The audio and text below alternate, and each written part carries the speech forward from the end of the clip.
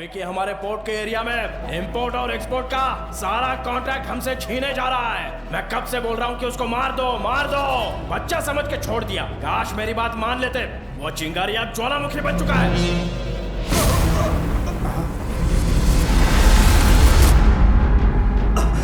आखिर में गुप्ता को एक ढाल बना के उस मुखर्जी के शहजादे ने मुझे टारगेट करने की कोशिश की।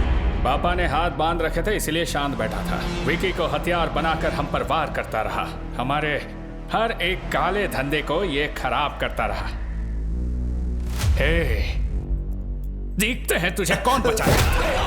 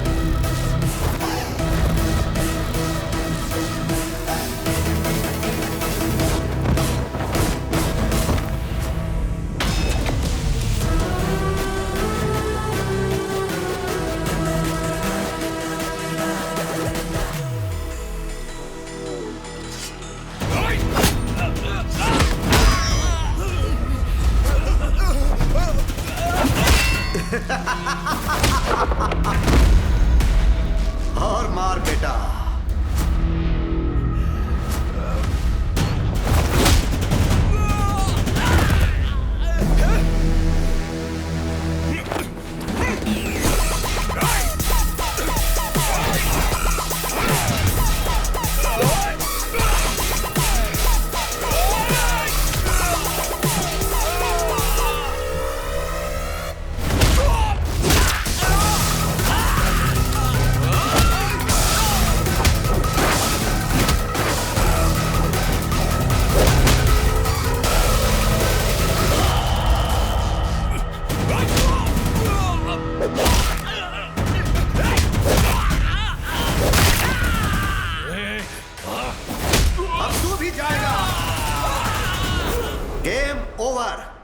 शोरूम का शटर डाउन मुखर्जी। याद रखना नाम है विकी। तुझे बताया था ना अपना बंदा बैड है।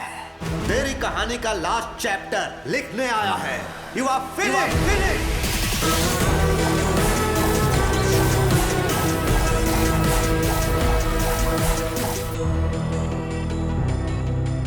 भैया ने कहा था कुछ नहीं कर पाऊंगा, पर अपनी हिम्मत, ताकत और जिद से मैंने शोहरत, दौलत और कामयाबी की बुलंदियां छू ली। बस मेरी लाइफ में लव की कमी थी, वो कमी पूरी की भैरवी ने। एक दूसरे से प्यार करते हो, भैरवी ने बताया। देखो बेटा, इस उम्र में प्यार होना स्वाभाविक बात है, लेकिन शादी अलग बात है। दो परिवारों का संगम है। मुझे अपने घर का पता दो, मैं तुम्हारे घर वालों से बात करूंगा। वो बड़े लोग घरों में नहीं रहते हैं सर, इनको 5 स्टार होटल चाहिए। हम तो वहीं रहते हैं। वो 5 स्टार होटल में ही रहते हैं, घर हो या ऑफिस। ओह, ऐसी बात है क्या?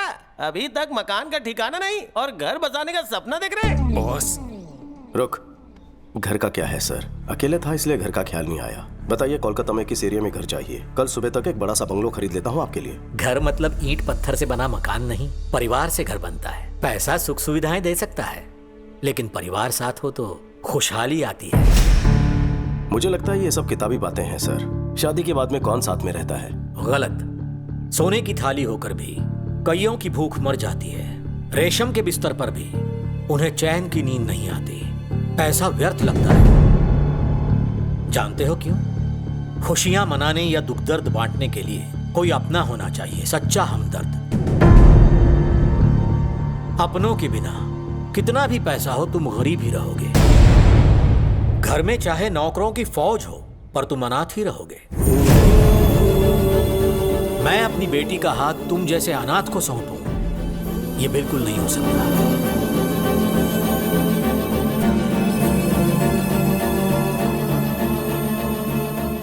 मैं अनाथ नहीं हूं सर, मेरा भी एक परिवार है। सच में?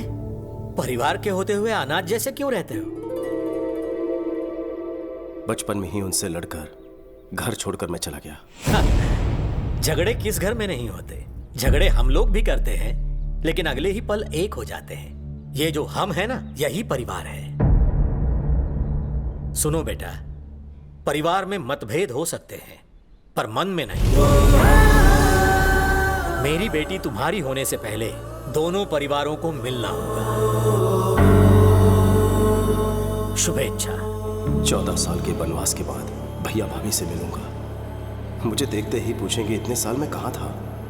पता नहीं मैं उन्हें क्या जवाब दूंगा, किस तरह उनका सामना करूंगा। भाई को मैं कैसे बताऊंगा कि मैं किस राह पर चल पड़ा हूं। वो अन्याय और हिंसा सहन नहीं कर पाएंगे।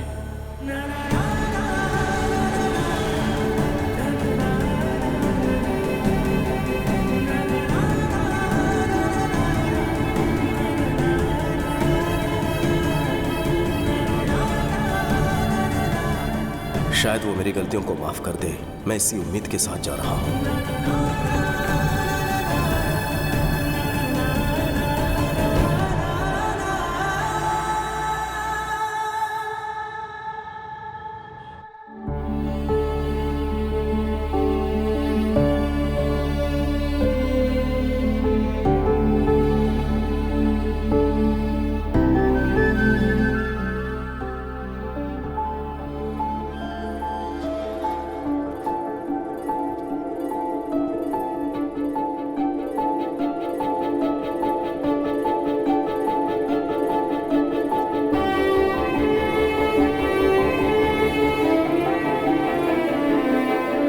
चाचा प्रणाम। भैया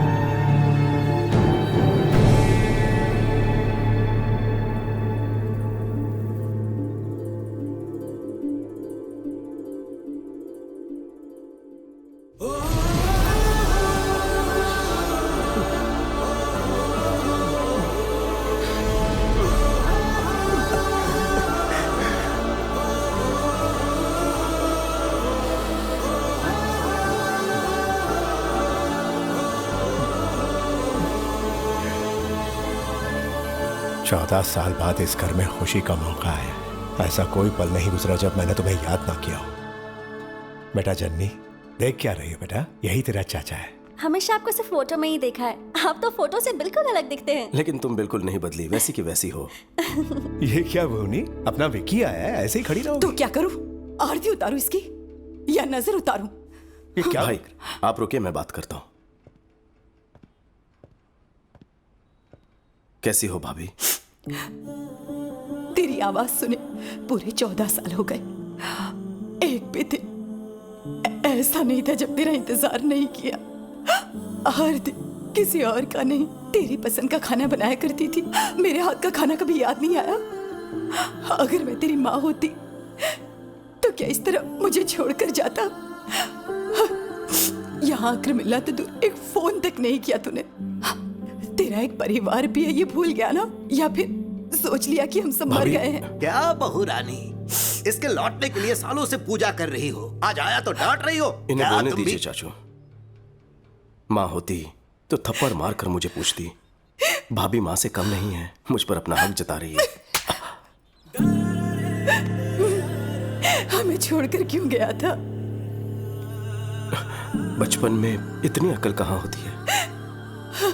मेरी आंखों में सिर्फ कामयाबी पाने का जुनून था। भागते हुए इतने साल बीत गए, आपके बिना कहीं कुछ नहीं। मैं दोबारा आपको छोड़कर नहीं जाऊंगा भाभी।